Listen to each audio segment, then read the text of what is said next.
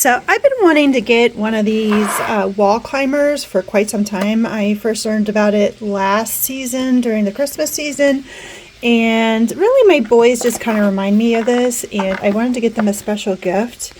So I've already unboxed one of them, and you should know that it requires 2 AAA batteries, which was really easy. I just took a little screwdriver, 2 AAA batteries in there, and then you are pretty much all set to go. It does come with this USB, so if you want to charge it, you're able to do that. But it is already charged right out of the box, so it is ready to go. The boys are going to be super excited.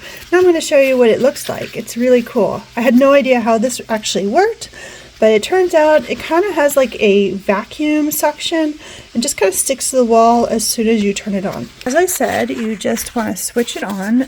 This is where the USB would go when you want to recharge the battery inside the car. Just turn this on. Sounds like a vacuum cleaner, right? Alright, so you just stick it to the wall.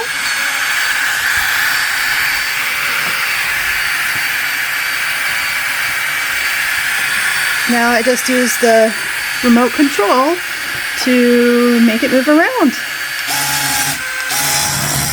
Whoa, there it goes. It's way up there. Trying to keep it in the light for you. Let's see. Sideways makes it turn round and round. Back and forth. Let's go back up. Okay, so you just operate the arrows. It's pretty user-friendly and self-explanatory. But you see it does do a circular motion when you're ready to actually turn it. Nope, it doesn't work. Okay, so it doesn't work on the ceiling.